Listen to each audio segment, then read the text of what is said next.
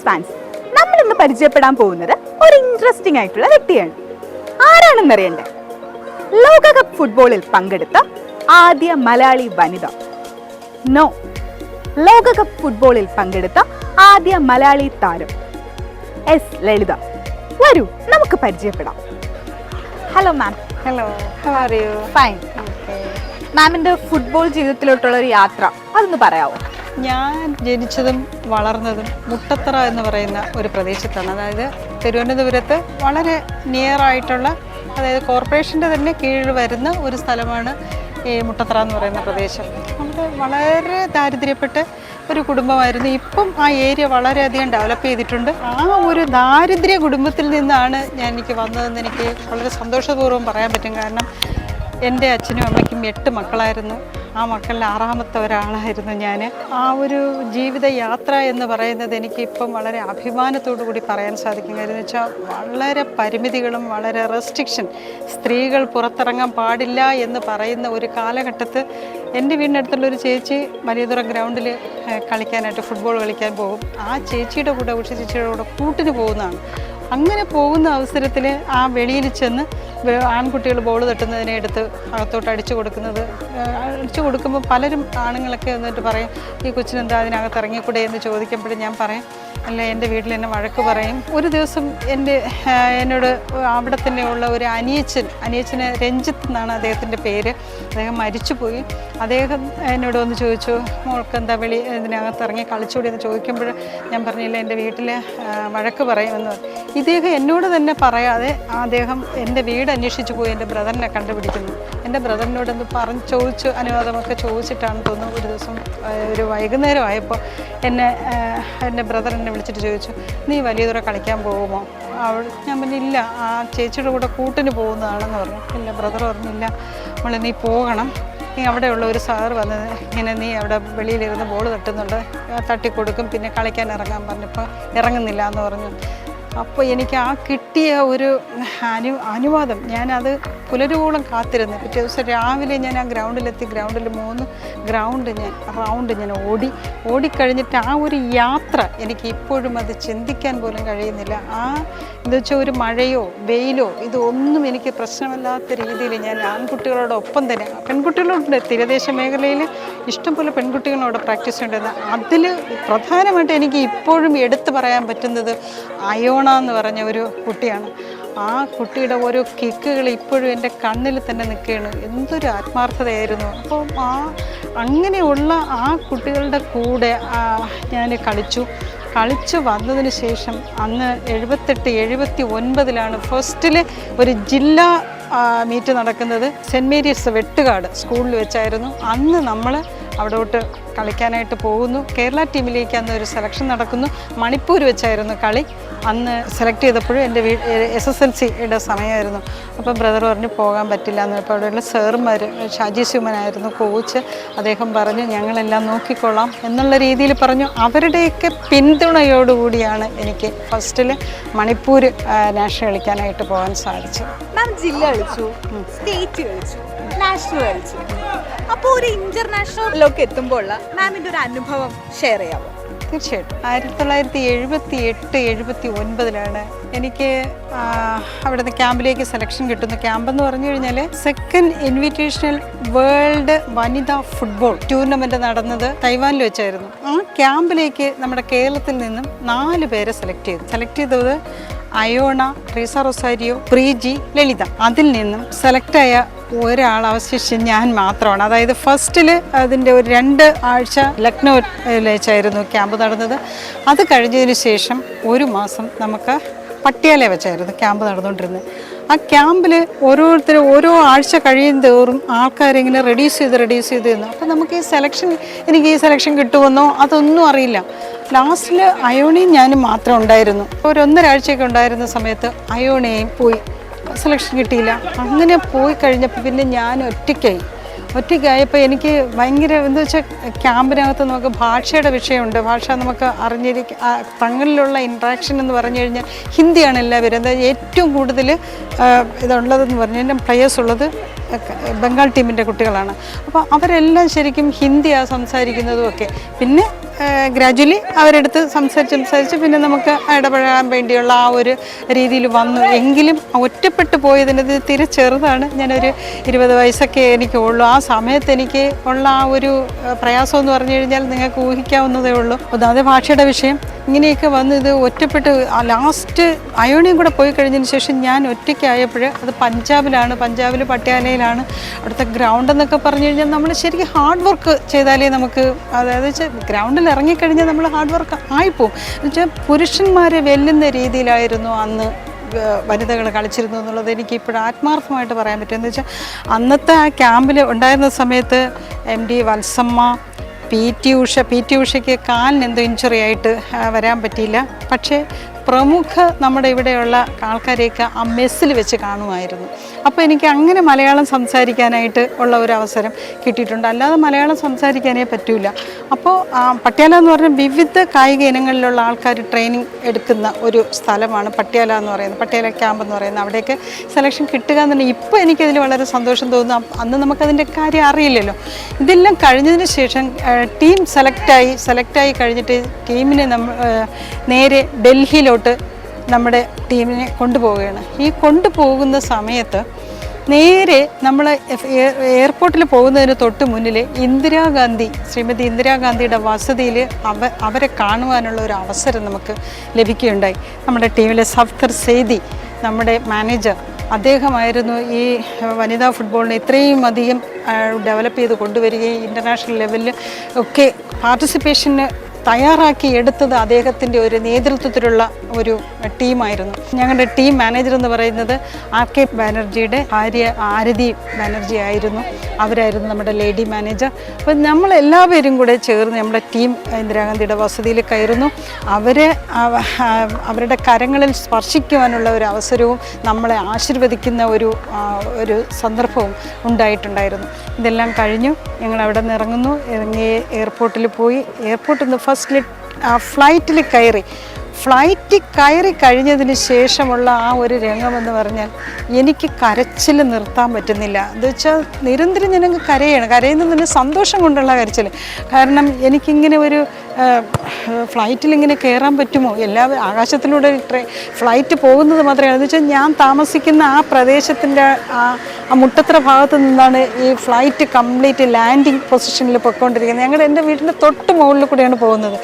ആ പോകുന്ന ഫ്ലൈറ്റിലാണോ ഞാൻ കയറിയെന്നുള്ള ആ ഒരു ചിന്തയിൽ എനിക്ക് സന്തോഷം കൊണ്ട്. അപ്പോൾ ഞാൻ ഏറ്റവും കൂടുതൽ ഇച്ചിരി തമിഴും കൂടെ കലർന്ന് സംസാരിക്കുന്ന കർണാടക ടീമിലെ രത്നം, അവളുമായിട്ടായിരുന്നു ഞാൻ കൂടുതൽ കമ്പനി. അപ്പോൾ അവളോട് ഞാൻ പറഞ്ഞു, നീ എന്തിനാ കരയുന്നത് അവൾ എന്നോട് ചോദിച്ചപ്പോൾ ഞാൻ പറഞ്ഞു, എനിക്ക് സന്തോഷം സഹിക്കാൻ വയ്യ എന്നുള്ള രീതിയിൽ പറഞ്ഞു.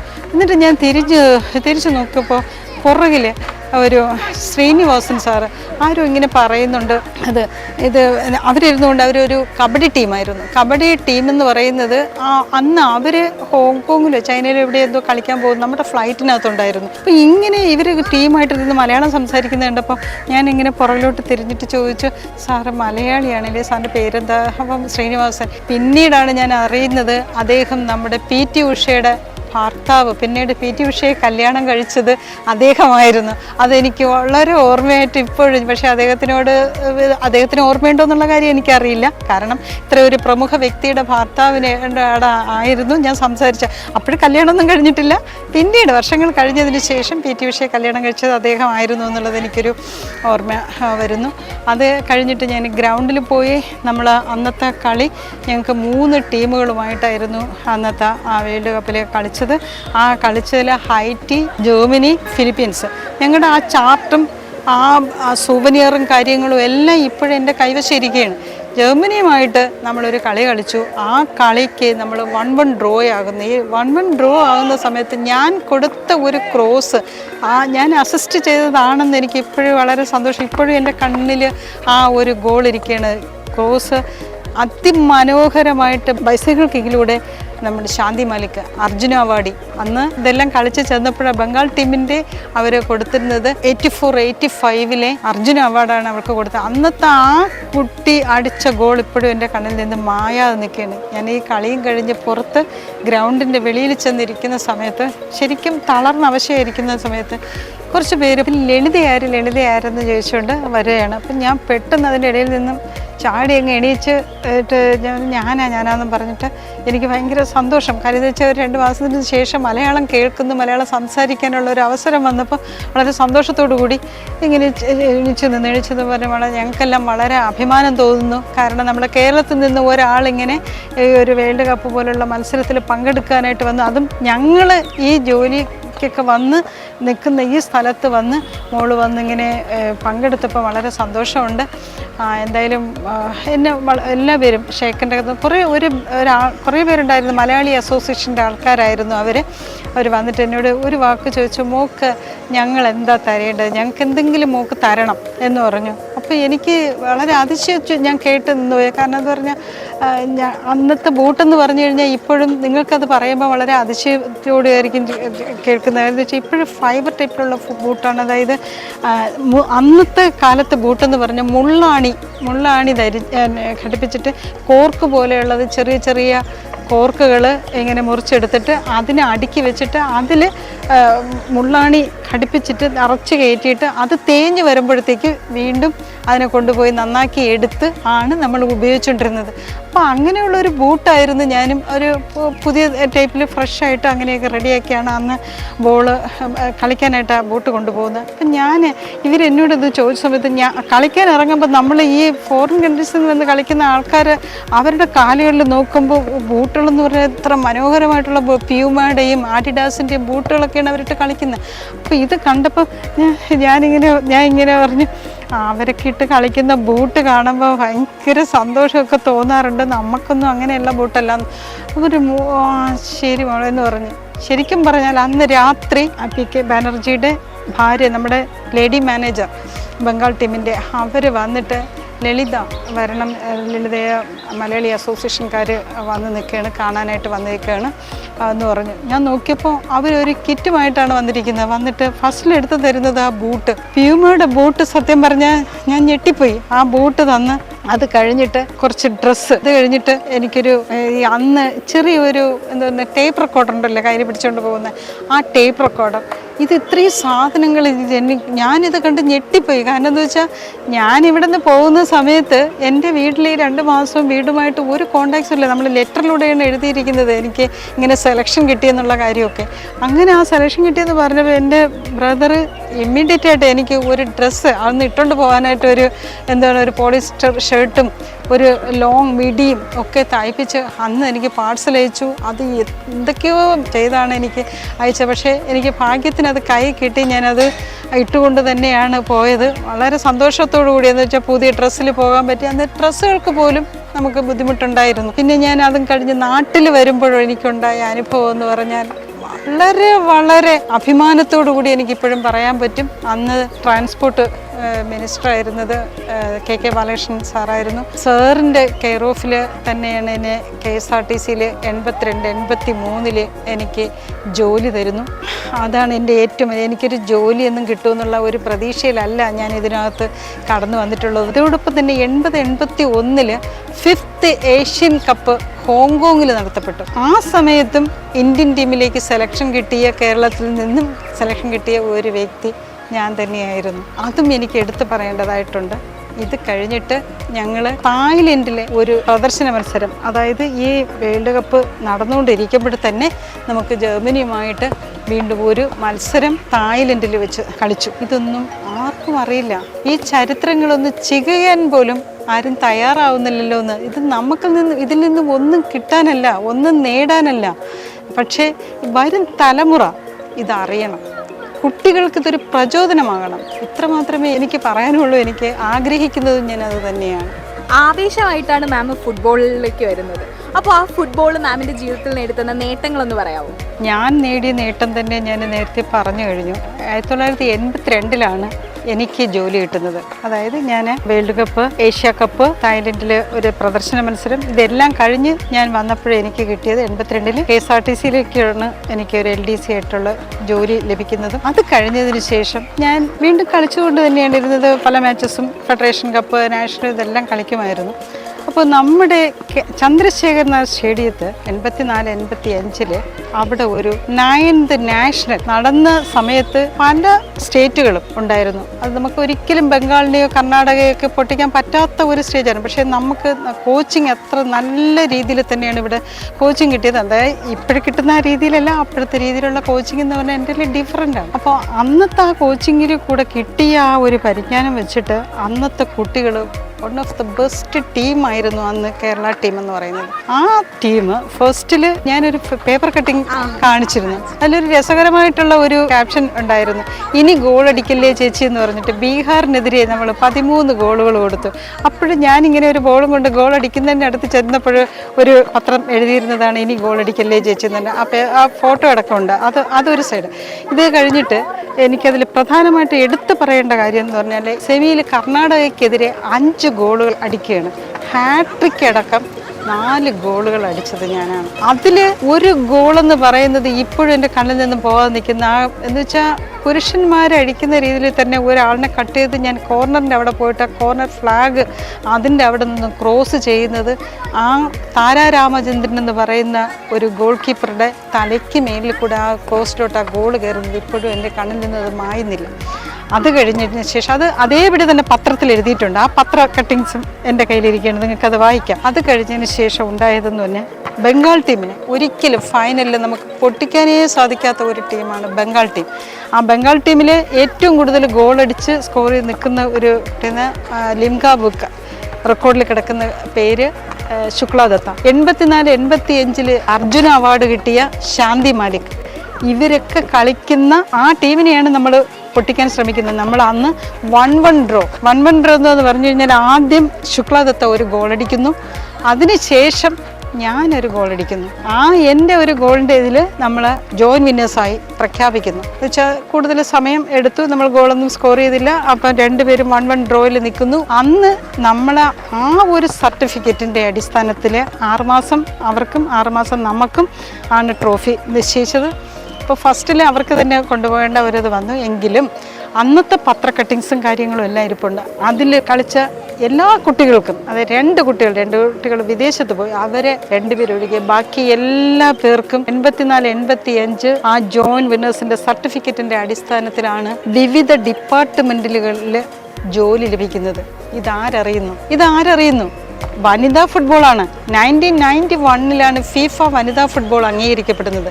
പക്ഷേ അതിന് മുന്നിലും ഇതുപോലുള്ള മത്സരങ്ങൾ നടത്തപ്പെട്ടിരുന്നു എന്നുള്ളത് ഇപ്പോഴുള്ള തലമുറ അത് അറിയണ്ടേ. ഇത് ഇത്രയും നേട്ടങ്ങൾ നേടുകയും ഇതുപോലുള്ള ജോലിയാണ്. അന്നത്തെ കാലത്ത് നമുക്ക് ജോലിയല്ല, നമ്മളിതിൻ്റെ പാഷനാണ്.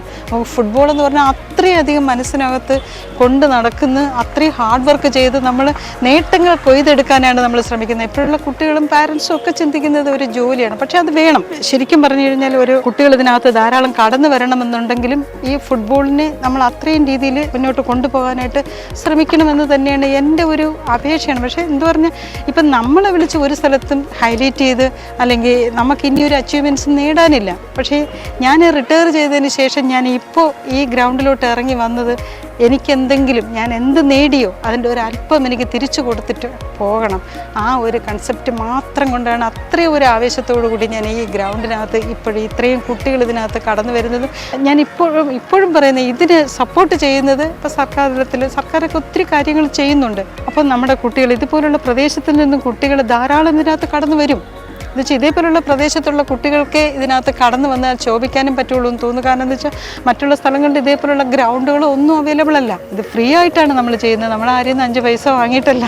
ആ ജോലി കിട്ടിയ ആ കാര്യങ്ങളൊന്നും നമുക്ക് ഒരിക്കലും മറക്കാൻ. ഇപ്പോൾ എല്ലാവരും റിട്ടയർ ചെയ്ത് കഴിഞ്ഞു, കുടുംബങ്ങൾ രക്ഷപ്പെട്ടു. അപ്പോൾ വനിതാ ഫുട്ബോളിലൂടെയാണ് അവർക്ക് ജോലി കിട്ടിയെന്നുള്ള കാര്യം നിങ്ങളെങ്കിലും പൊതുജനത്തെ അറിയിക്കാൻ വേണ്ടി ശ്രമിക്കുക. ഈ ഒരു കൺസെപ്റ്റ് എനിക്ക് വളരെ പ്രധാനമായിട്ട് നിങ്ങളോട് എനിക്ക് പറയാൻ തോന്നുന്നു. കാരണം കൊമ്പൻസ് പോലുള്ള ഇതുപോലുള്ള പ്രൊഫഷണൽ ഒരു ക്ലബ്ബ് നമ്മുടെ തിരുവനന്തപുരത്ത് തന്നെ ആവിർഭവിച്ചു എന്ന് പറഞ്ഞപ്പം വളരെ അതിശയത്തോടു കൂടിയും വളരെ വെമ്പലോടുകൂടിയാണ് ഫസ്റ്റ് മാച്ച് ഞാൻ ചന്ദ്രശേഖരൻ സ്റ്റേഡിയത്തിൽ കളി കാണാൻ പോയത്. ഞാൻ കളി കാണാനായിട്ട് ഞാൻ ചെന്ന് അവിടെ ക്യൂവിൽ ടിക്കറ്റ് എടുക്കാൻ നിന്നപ്പോൾ ഒരു രാധാകൃഷ്ണൻ എന്ന് പറയുന്ന ഒരാൾ എന്നോട് വന്നിട്ട് ചോദിച്ചു, മാം എന്തിനാ ഇവിടെ ക്യൂ നിൽക്കുന്നത്? അവന് ടിക്കറ്റ് എടുക്കാൻ. അപ്പം പറഞ്ഞു, അയ്യോ മാം ടിക്കറ്റ് എടുക്കണ്ട, വരൂ, ഞാൻ ഒരു പാസ് തരാം എന്ന് പറഞ്ഞു. പിന്നെ പാസ് തരൂ എന്ന് പറഞ്ഞ് ഞാൻ വളരെ വലിയ കാര്യത്തിൽ ടിക്കറ്റ് എടുക്കണ്ടല്ലോ, ഞാനും എൻ്റെ ചേച്ചിയുടെ മോനും കൂടെ നടന്ന് പുള്ളിക്കാരൻ്റെ കൂടെ ചെന്ന് കഴിഞ്ഞപ്പോൾ 2 പാസ് ഞങ്ങൾക്ക് 2 പേർക്ക് തന്നു. VIP ഗാലറിയിൽ ഉള്ള പാസ്സാണ് തന്നതും അവിടെ ചെന്ന് ഇരുന്ന് ആ കളി കണ്ടു. ശരിക്കും ഭയങ്കരമായിട്ട് എന്ന് വെച്ചാൽ ആ ഒരു പ്രൊഫഷണൽ ക്ലബ്ബ് അത് കാരണം തിരുവനന്തപുരത്ത് ഇതുപോലുള്ള ക്ലബ്ബുകൾ വരണം. അതായത് ഞാൻ ഫുട്ബോളിന് ഏറ്റവും കൂടുതൽ ഇപ്പം പ്രാധാന്യം കൊടുക്കുന്നത് മുമ്പേ വയനാട്, മലപ്പുറം, ഇവിടെയൊക്കെ മുമ്പ് നമ്മൾ മലപ്പുറം ആണുങ്ങളുടെ കളി നടക്കുന്ന സമയത്ത് അതിൻ്റെ ഇടയിൽ ഒരു പ്രദർശന മത്സരം വയ്ക്കുമ്പോൾ അവിടെ പോയി കളിക്കുമ്പോൾ നമുക്ക് എന്താ വളരെ തുച്ഛമായിട്ടുള്ള 10-15 രൂപയൊക്കെ നമുക്ക് തരും. നമുക്കറിയില്ലല്ലോ അന്ന്.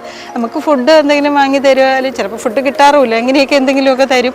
നമ്മൾ കളിച്ച് അവിടെയൊക്കെ ചിലപ്പോൾ ബെസ്റ്റ് പ്ലെയറിൻ്റെയൊക്കെ കപ്പ് എന്തെങ്കിലുമൊക്കെ തരും. ഇതുകൊണ്ടൊന്ന് വീട്ടിൽ എവിടെയെങ്കിലും ഒരു മൂലയ്ക്കാണ് കൊണ്ടുവന്ന് വയ്ക്കുന്നത്. അപ്പോൾ അന്നും മലപ്പുറത്തിന് ഭയങ്കര പേരാണ്. 7s 9s ഒക്കെ കളിക്കുന്ന ഒരു ഏരിയയാണ് മലപ്പുറം എന്ന് പറയുന്നത്. നമ്മുടെ ഇവിടെയൊന്നും അത്രയും പ്രചാരമില്ല. തിരുവനന്തപുരം ഇപ്പം കൊമ്പൻസിൻ്റെ ഒരു ടീം ഇങ്ങനെ വന്നു എന്ന് പറയുമ്പോൾ എനിക്ക് വളരെ അഭിമാനം തോന്നി. ഇതിപ്പോൾ എനിക്ക് നിങ്ങളോടത് പറയാനും വളരെ അഭിമാനമായിട്ട് തന്നെ പറയുന്നത്, ഇതുപോലുള്ള ഫുട്ബോളിനെ പ്രൊമോട്ട് ചെയ്യുന്ന ക്ലബ്ബുകൾ ഇതിനകത്ത് ആവിർഭവിക്കണം. ഇവരെടുത്ത എഫേർട്ട് അതിനെ എനിക്ക് അഭിമാനപൂർവ്വം അവരെ അഭിനന്ദിക്കുകയാണ്. എന്ന് വെച്ചാൽ എനിക്ക് അവരെല്ലാം ആരെയും എനിക്ക് അറിയില്ല, പക്ഷേ എങ്കിലും ഞാനൊരു ഫുട്ബോളർ എന്നുള്ള നിലയിൽ ഞാൻ ആ ഗ്രൗണ്ടിൽ പോകും, കളി കാണും. ഞാൻ ഇപ്പോഴും പോയിരുന്നു കളി കാണാൻ പോയപ്പോൾ സദീവൻ ബാലൻ 14 വർഷങ്ങൾക്ക് ശേഷം സന്തോഷ് ട്രോഫി കേരളത്തിൽ കൊണ്ടുവന്ന ഒരു വ്യക്തിയാണ് സദീവൻ ബാലൻ എന്ന് പറയുന്നത്. അദ്ദേഹത്തിനെ സംസാരിക്കുകയൊക്കെ ചെയ്ത കൂട്ടത്തിൽ ഞാൻ ഇവിടെ ചെന്നപ്പോൾ കളി കാണാനായിട്ട് നിന്നപ്പോൾ പറഞ്ഞ് പാസ് ഉണ്ടോ എന്ന് ചോദിച്ചാൽ പിന്നെ ഇല്ല, ഞാൻ പാസ് തരാം എന്ന് പറഞ്ഞു. ഞാൻ പറഞ്ഞു ഞാൻ ടിക്കറ്റ് എടുത്ത് കയറാനാണ്. അപ്പോൾ പറഞ്ഞില്ല, ഞാൻ പാസ് തരാമെന്ന് പറഞ്ഞിട്ടുണ്ട്. അന്നും ഈ കഴിഞ്ഞ തൃശ്ശൂർ വൈരേഴ്സും കൊമ്പൻസുമായിട്ടുള്ള കളിക്ക് ഞാൻ ആ കളി സദീവൻ ബാലനൊപ്പമായിരുന്നാണ് ഞാൻ ആ കളി കണ്ടത്. അത് എനിക്ക് വളരെ സന്തോഷപൂർവ്വം എനിക്ക് പറയാൻ പറ്റുന്നു. കൊമ്പൻസിനോട് എനിക്ക് എത്ര നന്ദി പറഞ്ഞാലും മതിയാവില്ല. ഇതുപോലെ കൊമ്പൻസ് വളരെ വളരെ വളരെ ഈ ലോകമെമ്പാടും അറിയപ്പെടുന്ന ഒരു ക്ലബ്ബായിട്ട് മാറണം എന്ന് തന്നെയാണ് എൻ്റെ ഒരു അഭിപ്രായം. തിരുവനന്തപുരത്തെ ആദ്യത്തെ പ്രൊഫഷണൽ ഫുട്ബോൾ ക്ലബ്ബാണ് തിരുവനന്തപുരം കൊമ്പൻസ്. മാമിന് അറിയാമായിരിക്കുമല്ലോ. അപ്പോൾ ഈ ഒരു ക്ലബിൻ്റെ ഫോർമേഷനും മാമുവിൻ്റെ മുന്നിലുള്ള അതായത് ക്ലബിൻ്റെ പ്രതീക്ഷകളും ഒക്കെ ഒന്ന് പങ്കുവയ്ക്കാവോ? തീർച്ചയായിട്ടും. ഈ ഒരു ചോദ്യം എനിക്ക് നിങ്ങൾ ചോദിക്കണമെന്ന് തന്നെയായിരുന്നു എൻ്റെ ഒരു ആഗ്രഹം. കാരണം എന്താ വെച്ചാൽ തിരുവനന്തപുരത്ത് ഇങ്ങനെ ഒരു പ്രൊഫഷണൽ ഫുട്ബോൾ ക്ലബ്ബ് തുടങ്ങിയത് തന്നെ കേട്ടപ്പോഴും പത്രത്തിലൂടെ വായിച്ചപ്പോഴും വളരെ സന്തോഷത്തോടു കൂടി ഞാൻ ഉൾക്കൊണ്ടു. കാരണം എന്തെന്ന് പറഞ്ഞു കഴിഞ്ഞാൽ, അതായത് തിരുവനന്തപുരത്ത് ആദ്യമായിട്ടാണ് ഇങ്ങനെ ഒരു പ്രൊഫഷണൽ ഫുട്ബോൾ ക്ലബ്ബ് രൂപം കൊണ്ടുവരുന്നത്. അവർ ചെയ്ത ഒരു നല്ലൊരു കാര്യം, അവരുടെ ക്യാപ്ഷൻ എന്ന് പറഞ്ഞു കഴിഞ്ഞാൽ നമ്മുടെ കേരളത്തിലെ അങ്ങോളം ഇങ്ങോളമുള്ള ജില്ലകളെ ഉൾപ്പെടുത്തിക്കൊണ്ട് അവിടെ ആ ജില്ലകളിൽ തന്നെ പ്രമുഖ ക്ലബ്ബുകളെ ഉൾപ്പെടുത്തിക്കൊണ്ട് ഈ ക്ലബ്ബുകൾ ഇങ്ങനെ ഒരു കൊമ്പൻസിൻ്റെ ഒരു ക്ലബ്ബ് രൂപം കൊണ്ട് അവരൊരു ലീഗ് പോലുള്ള മത്സരം നടത്തിയപ്പോൾ അവർക്ക് തന്നെ ആ ക്ലബിനും ഒരു പ്രൊമോഷൻ വന്നതുപോലെ തോന്നി. ഞാൻ പത്രങ്ങളിൽ വായിച്ചത് ഞാൻ മനസ്സിലാക്കുന്നതാണ്. പ്രൊമോഷൻ വന്നതെന്ന് എനിക്ക് തോന്നാൻ കാരണം അവരും വിദേശ താരങ്ങളെ ഉൾപ്പെടുത്തിക്കൊണ്ട് കളിയെ പ്രൊമോട്ട് ചെയ്യുന്നു. അതായത് അത് കൊമ്പൻസാണ് അതിൻ്റെ ഒരു പ്രചോദനം ആയതെന്നാണ് എനിക്ക് പറയാൻ സാധിക്കുന്നത്. കാരണം കൊമ്പൻസിലും വിദേശ താരങ്ങളുണ്ടായിരുന്നു. പല ഇപ്പം കണ്ണൂർ വാരിയേഴ്സ് ആയിരുന്നാലും കൊച്ചിൻ ചേർന്നാലും കാലിക്കറ്റ് FC ആയിരുന്നാലും ഇങ്ങനെ തുടങ്ങി വിവിധ ക്ലബ്ബുകളുണ്ടായിരുന്നു. ആ ക്ലബ്ബുകളിലെല്ലാം വിദേശ താരങ്ങളെ ഉൾപ്പെടുത്തിയിട്ടുണ്ട്. അപ്പോൾ വിദേശ താരങ്ങളെന്ന് പറയുന്നത് നമ്മുടെ നമ്മുടെ കേരളത്തിലെ കുട്ടികൾക്കൊരു മോട്ടിവേഷനാണ്. നമ്മുടെ കുട്ടികളും ധാരാളമായിട്ട് ഇതിനകത്ത് ഇറങ്ങി വരും. ഇപ്പം എല്ലാവരും എടുത്തു പറയുന്നത് മെസ്സി, റൊണാൾഡോ, ഇങ്ങനെ തുടങ്ങി എംബാപ്പെ, ഇങ്ങനെ തുടങ്ങിയിട്ടുള്ള ആൾക്കാരെയാണ് എടുത്തെടുത്ത് നമ്മൾ പിള്ളേർ ജേഴ്സി വരെ ഇട്ടുകൊണ്ട് നടക്കുന്നത്, അവരുടെ ജേഴ്സിയാണ് ഇട്ടുകൊണ്ട് നടക്കുന്നത്. പക്ഷെ എനിക്ക് ഒരു ആഗ്രഹം പറയാനുള്ളത്, നമ്മുടെ രാജ്യത്ത് തന്നെ നമ്മുടെ കേരളത്തിൽ തന്നെ ഇപ്പോൾ IM വിജയൻ, ഇപ്പോൾ പുരുഷന്മാരിൽ എടുത്ത് കഴിയുമ്പോൾ നമുക്ക് IM വിജയൻ എടുത്ത് പറയാമല്ലോ. ഇപ്പോൾ IM വിജയൻ്റെ ജേഴ്സി ഇട്ടുകൊണ്ട് ആരെങ്കിലും നടക്കുന്നുണ്ടോ? ആരും നടക്കുന്നില്ല. എന്നാൽ വിദേശ താരങ്ങളെ പ്രൊമോട്ട് ചെയ്യാനായിട്ട് ശ്രമിക്കുന്നുണ്ട്. അപ്പം നമ്മുടെ കൊമ്പൻസിൽ തന്നെ ഇതേപോലെയുള്ള ഇപ്പം മെസ്സിയെ പോലുള്ള ആ പേര് ലോകമെമ്പാടും അറിയുന്ന രീതിയിലുള്ള താരങ്ങളെ വാർത്തെടുക്കാൻ നമ്മുടെ കേരളത്തിൽ നിന്നും, പ്രത്യേകിച്ചും തിരുവനന്തപുരം, ഞാൻ തിരുവനന്തപുരത്തുകാരിയായതുകൊണ്ട് തിരുവനന്തപുരത്ത് നിന്ന് തന്നെ ഉള്ള കുട്ടികൾ ഇതിനകത്ത് ആവിർഭാവം കൊണ്ട്, അതായത് വിദേശ താരങ്ങളെ പേരുകൾ അറിയുന്നത് പോലെയുള്ള കുട്ടികളെ വാർത്തെടുക്കാനുള്ള ഒരു പ്രചോദനം കൊമ്പൻസിലെ ആൾക്കാർക്ക് ഉണ്ടാകട്ടെ എന്നുള്ള ഒരു ആത്മാർത്ഥമായിട്ടുള്ള ഒരു ആശംസ ഞാൻ അവർക്ക് പറയണ്. ആ ടീമിനെ അതിലെ പ്രവർത്തകരെ എത്ര അഭിനന്ദിച്ചാലും മതിയാകില്ല. എനിക്ക് സന്തോഷത്തോടു കൂടി അവരെക്കുറിച്ച് പറയാനുള്ള ഒരു സന്ദർഭം കൂടെ നിങ്ങൾ ഒരുക്കി തന്നതിന് വളരെയധികം സന്തോഷമുണ്ട്. ഈ നിൽക്കുന്ന മോളുടെ പേര് ഗൗരി നന്ദന എന്നാണ്. മോള് പഠിക്കുന്നത് മിഷൻ ഗേൾസ് ഫോർട്ട് അതിലാണ് പഠിക്കുന്നത്. 9th സ്റ്റാൻഡേർഡിലാണ് പഠിക്കുന്നത്. 5ാം ക്ലാസ്സിൽ പഠിക്കുമ്പോൾ എനിക്ക് കിട്ടിയ ഒരു കുട്ടിയാണ്. ഞാൻ ജനിച്ച് വളർന്ന നാട്ടിൽ ജനിച്ച ഒരു കുട്ടിയും കൂടെയാണ്. എൻ്റെ മനസ്സിനകത്തൊരു അംബിഷനുണ്ട്, അത് സബലീകരിക്കണമെന്നുള്ള ഒരു ആഗ്രഹവും കൂടെ എനിക്കുണ്ട്. അതിന് ദൈവം ചിലപ്പോൾ എൻ്റെ മുന്നിൽ കാണിച്ചു തന്ന ഒരു കുട്ടിയായിട്ടാണ് എനിക്ക് തോന്നുന്നത്. കാരണം 5ാം ക്ലാസ്സിൽ പഠിക്കുന്ന സമയത്താണ് ഈ കുട്ടി എനിക്ക് എൻ്റെ അടുത്ത് വരുന്നതും. എൻ്റെ അടുത്തെന്ന് പറഞ്ഞു കഴിഞ്ഞാൽ ഒരു സമ്മർ കോച്ചിങ് ക്യാമ്പ് DYFIയുടെ ബാലസംഘത്തിൻ്റെ കുട്ടികളെ ഒക്കെ കൂടെ ചേർത്തിട്ട് ഞങ്ങളുടെ തിരുവനന്തപുരത്ത് ആര്യൻകുഴി ക്ഷേത്രത്തിന് തൊട്ടടുത്തൊരു ടർഫുണ്ട്. ആ ടർഫിൽ പ്രാക്ടീസ് തുടങ്ങുന്നു. അവിടെ വെച്ചാണ് ആദ്യമായിട്ട് ഞാൻ ഈ കുട്ടിയെ കാണുന്നത്, അതിൻ്റെ പാരൻസിനെ കാണുന്നത്. അന്ന് തുടങ്ങിയത് ആ കുട്ടി വളരെ ആവേശത്തോടു കൂടി തന്നെയാണ് ഈ ഫുട്ബോളിലോട്ട് കടന്നു വരുന്നതും. ഇപ്പോൾ അവൾ 22-23 ജില്ല സബ് ജൂനിയർ കളിച്ചു. അതിനുശേഷം ഇപ്പോഴും ആ സ്കൂളിൽ, ഇന്ന് മോൾ പഠിക്കുന്ന ആ സ്കൂളിൽ ഒരു ഗ്രൗണ്ടോ അങ്ങനെ ഒന്നുമില്ലാത്ത ഒരു സ്കൂളിൽ ഒരു ടീമുണ്ടാക്കി റവന്യൂ ജില്ലയിൽ വരെ നേട്ടം നേടിയ ഒരു കുട്ടിയാണ് ഈ നിൽക്കുന്നത്. ബാക്കി കാര്യങ്ങൾ ഗൗരി തന്നെ പറയുന്നു. മാമിനെ ഞാൻ പരിചയപ്പെടുന്ന, മാമിൻ്റെ ഒരു സ്റ്റുഡൻ്റാണ് ഞാൻ. മാമിനെ പരിചയപ്പെടുന്ന കുറച്ച് വർഷങ്ങൾക്ക് മുമ്പെയാണ്. അപ്പോൾ ഞാൻ 5ാം ക്ലാസ്സിൽ പഠിക്കുന്ന സമയത്ത് ഒരു കൗതുകത്തിന് തോന്നി ഒരു ഫുട്ബോൾ ക്യാമ്പിലോട്ട് പോയതാണ്, സമ്മർ ക്യാമ്പിന്. അപ്പോൾ അവിടെ മാമായിരുന്നു നമുക്ക് കോച്ചിങ് തന്നുകൊണ്ടിരുന്ന. ബാലസംഘത്തിൻ്റെ DYFIയുടെ ബാലസംഘത്തിൻ്റെ ഒരു നേതൃത്വത്തിലാണ് ആ ക്യാമ്പ് വെച്ചത്. ആ ക്യാമ്പിലോട്ട് പോയപ്പോൾ അവിടെ പെൺകുട്ടിയായിട്ട് ആദ്യം ഞാൻ മാത്രമേ ഉണ്ടായിരുന്നുള്ളൂ. നല്ല രീതിക്കാണ് നമുക്ക് കോച്ചിങ് തന്നത്. അങ്ങനെ മാമിനോട് നമ്മൾ സംസാരിച്ച്, എൻ്റെ പാരൻസൊക്കെ മാമിനോട് സംസാരിച്ച് നല്ല ക്ലോസ് ആയി. മാം നല്ല രീതിയിൽ ഒരു ട്രെയിനിങ് തന്നു. മാം കാരണമാണ് എനിക്ക് ഫുട്ബോളിനൊരു ടേസ്റ്റ് കിട്ടിയത്. സാധാരണ കോച്ചുകൾ വന്ന് നിന്ന് പറഞ്ഞു തരും പോലെ അല്ല മാം നമ്മളെ കൂടെ നിന്ന് ചെയ്ത് കാണിച്ചു തരും. ഇപ്പോഴത്തെ കോച്ചൊക്കെ ജസ്റ്റ് പറഞ്ഞു തരത്തേ ഉള്ളൂ, പക്ഷെ മാം ചെയ്ത് കാണിച്ചു തരും നമുക്ക് എങ്ങനെയാണ് അത് ചെയ്യേണ്ടതെന്ന്. അങ്ങനെ മാമാണ് നമ്മളെ സ്കില്ല് ഡെവലപ്പ് ചെയ്തുകൊണ്ട് വന്നത്. മാമിനെ കാരണമാണ് എനിക്ക് ഫുട്ബോളിന് ഒരു ടേസ്റ്റ് കിട്ടിയത്. ഇപ്പോൾ മാമിനെ പോലെ നേട്ടങ്ങൾ കൈവരിക്കണമെന്ന് എനിക്ക് ആഗ്രഹമുണ്ട്. അതിനായിട്ട് ഞാൻ പരിശ്രമിക്കും. അപ്പോൾ ആദ്യം അണ്ടർ 12 13 കഴിഞ്ഞതിന് ശേഷം അണ്ടർ 14 എടുത്തു. അപ്പോൾ ആദ്യം 11s കളിപ്പിച്ചു. നമ്മൾ 18 പേര് ഉണ്ടായിരുന്നു. അപ്പോൾ ഒരു ടീമിൽ 9 ഒരു ടീമിൽ 9 വെച്ച് 11s കളിപ്പിച്ചു. അതിന് ഒരു ടീമിൽ നിന്ന് 3 പേരെടുക്കും, അടുത്ത ടീമിൽ നിന്ന് 3 പേരെടുക്കും. 2ാം ഘട്ടത്തിലേക്ക് പോയിട്ട് 3 പേരായിട്ട് വീണ്ടും 11s കളിപ്പിക്കും, പോസ്റ്റ് അടുത്തോട്ട് വെച്ചിട്ട്. അതിനുശേഷം വീണ്ടും 3 പേര് സെലക്ട് ചെയ്ത് അതിന് പവർ ഷൂട്ട് നോക്കിയിട്ടാണ് ഒരാളെ സെലക്ട് ചെയ്യുന്നത്. അങ്ങനെയാണ് എനിക്ക് കിട്ടിയത്. പുറത്തെല്ലാവർക്കും നല്ല വില കൊടുത്താണ് കോച്ചിങ് കൊടുക്കുന്നത്. പക്ഷേ നമുക്ക് കിട്ടിയ ഏറ്റവും ഭാഗ്യം എന്ന് പറയുന്നത് ഫ്രീ ആയിട്ട് ഇത്ര വലിയ ഗ്രൗണ്ടിൽ കോച്ചിങ് കിട്ടുന്നതാണ്. അതുകൊണ്ട് ഞാൻ മാമിന് താങ്ക് യു പറയുന്നു. അവസരം ഞങ്ങൾക്ക് ഒരുക്കി തന്നതിന് നന്ദി. മാം, വളരെ പ്രൗഡായിട്ടുള്ളൊരു ഫുട്ബോൾ ചരിത്രം തിരുവനന്തപുരത്തിനുണ്ട്. എന്നാൽ ഇത് കുറച്ച് നാളായിട്ട് അതൊരു നഷ്ടപ്പെട്ടൊരു പ്രൗഢിയായിട്ട് മാറിക്കഴിഞ്ഞു. അപ്പോൾ ഇനി നമ്മുടെ തിരുവനന്തപുരത്തിൻ്റെ ഫുട്ബോൾ വളർച്ചയ്ക്ക് എന്തൊക്കെ കാര്യങ്ങളാണ് മാമിൻ്റെ ഭാഗത്ത് നിന്ന് സജസ്റ്റ് ചെയ്യാനുള്ള? അതിൽ പ്രധാനമായിട്ട് ഞാൻ കൊമ്പൻസിനെ കുറിച്ച് തന്നെ പറഞ്ഞല്ലോ. ഇതേപോലുള്ള പ്രൊഫഷണൽ ക്ലബ്ബുകൾ രൂപം കൊണ്ടാൽ മാത്രമേ നമുക്ക് ഇനി ഫുട്ബോളിനെ വളർത്തിയെടുക്കാൻ സാധിക്കുകയുള്ളൂ. അതിന് പ്രധാനമായിട്ട് മുൻകാല ചരിത്രങ്ങൾ ഞാൻ പറയുകയാണെന്നുണ്ടെങ്കിൽ, മുമ്പ് KSRTCക്ക് ഫുട്ബോൾ ടീം ഉണ്ടായിരുന്നു, KSEBക്ക് ഫുട്ബോൾ ടീം ഉണ്ടായിരുന്നു, ടൈറ്റാനിയത്തിന് ഫുട്ബോൾ ടീം ഉണ്ടായിരുന്നു, പോലീസ് ഡിപ്പാർട്ട്മെൻറ്റിന് ടീം ഉണ്ടായിരുന്നു, SBIക്ക് ടീം ഉണ്ടായിരുന്നു. ഇങ്ങനെയുള്ള ടീമുകളുടെ മത്സരങ്ങൾ അവർ അങ്ങോളം ഇങ്ങോളം, അതായത് കേരളത്തിൻ്റെ അങ്ങ് തൊട്ട് ഇങ്ങ് വരെ ഓരോ ട്രോഫികൾ, ഈ K Nayanar trophy, Nanji trophy, GV Raja, ഇങ്ങനെ തുടങ്ങി ഓരോരുത്തരുടെയും പേരുകളിൽ തന്നെ മത്സരങ്ങൾ കണ്ടക്ട് ചെയ്തിട്ടുണ്ടായിരുന്നു. ഓരോ ജില്ലാ ബേസിൽ നടന്നിട്ടുണ്ടായിരുന്നു. ഇപ്പം തിരുവനന്തപുരത്ത് തന്നെ അറിയപ്പെടുന്ന ഫുട്ബോൾ പ്ലെയേഴ്സുകൾ നമുക്ക് ഇവിടെ എടുത്തു പറയാനായിട്ടുണ്ട്. KSRTCയിൽ തന്നെ ഒരുപാട് സന്തോഷ് ട്രോഫി പ്ലെയേഴ്സ്, ഒരു ക്ലീറ്റസ് ഉണ്ടായിരുന്നു, മരിച്ചുപോയി. ഇപ്പം നിലവിൽ തന്നെ ഒരു പ്രകാശുണ്ട്, അവരെല്ലാം റിട്ടയർ ചെയ്തു. പ്രകാശ് പ്രേമൻ, ഒരു കാട്ടിൽ മോഹൻ എന്ന് പറയും, മോഹൻ, ഇങ്ങനെ തുടങ്ങി നിരവധി CK ജയചന്ദ്രൻ, ഇവരൊക്കെ സന്തോഷ് ട്രോഫി പ്ലെയേഴ്സാണ്. ഇതെല്ലാം KSRTCയിൽ ഒരു ടീം ഉണ്ടായിരുന്ന സമയത്ത് വിവിധ ഡിപ്പാർട്ട്മെൻറ്റുകൾ തന്നെ മത്സരം കണ്ടക്ട് ചെയ്തിട്ടുണ്ടായിരുന്നു. വിവിധ മത്സരങ്ങൾ നടന്നിട്ടുണ്ടായിരുന്നു. പക്ഷേ തിരുവനന്തപുരത്ത് ഇപ്പോൾ ഒരു ടീമും ഇല്ല എന്ന് തന്നെ പറയാം. അപ്പോൾ അതിനൊരു ഉത്തേജകം എന്നുള്ള രീതിയിലാണ് ഇപ്പോൾ കൊമ്പൻസ് എന്നെ സംബന്ധിച്ച് ഞാൻ മനസ്സിലാക്കാൻ സാധിക്കുന്നത്. എന്താണെന്ന് വെച്ചാൽ ഞാൻ പത്രം വന്നു കഴിഞ്ഞാൽ ഫസ്റ്റിൽ നോക്കുന്ന സ്പോർട്സ് പേജാണ്. അപ്പോൾ ഇങ്ങനെ ഒരു കൊമ്പൻസിൻ്റെ ഒരു പ്രൊഫഷണൽ ടീം ഇങ്ങനെ ആവിർഭാവം കൊള്ളുന്നു, ഇവിടെ ഇങ്ങനെ മത്സരങ്ങൾ കണ്ടക്ട് ചെയ്യാൻ പോകുന്നു എന്നൊക്കെ അറിഞ്ഞപ്പോൾ ഞാൻ വിചാരിച്ചു ഇനി അപ്പോൾ ഫുട്ബോളിന് ഭയങ്കരമായിട്ടുള്ളൊരു മാറ്റം ഉണ്ടാകും. കാരണം എന്ന് വെച്ചാൽ ഇപ്പോൾ ഗ്യാലറിയിൽ ചെന്ന് നമ്മൾ കളി കാണുമ്പോൾ ഗ്യാലറിയിലുള്ള ആവേശം അവിടെ നിന്ന് വെച്ചാൽ ഒരു കളി കാണുമ്പോൾ തന്നെ ഉണ്ടാകുന്ന ഒരു സപ്പോർട്ടിങ് ഉണ്ടല്ലോ, അത് ഞാൻ മുമ്പ് കോഴിക്കോട് മാനാഞ്ചിറ മൈതാനം, കോർപ്പറേഷൻ സ്റ്റേഡിയം, കണ്ണൂരുള്ള പോലീസ് മൈതാനം, ഈ പറയുന്ന സ്റ്റേഡിയങ്ങളിലൊക്കെ കളിക്കുമ്പോഴുള്ള ഒരു നിറഞ്ഞ ഒരു രീതിയിലുള്ള ഒരു ഇതാണ് നമ്മൾ ഇപ്പോൾ ഈ കൊമ്പൻസിൻ്റെ കളി കാണുമ്പോൾ നമുക്ക് അവിടെയുള്ള ആ ഗ്യാലറിയിലുള്ള തിക്കും തിരക്കും.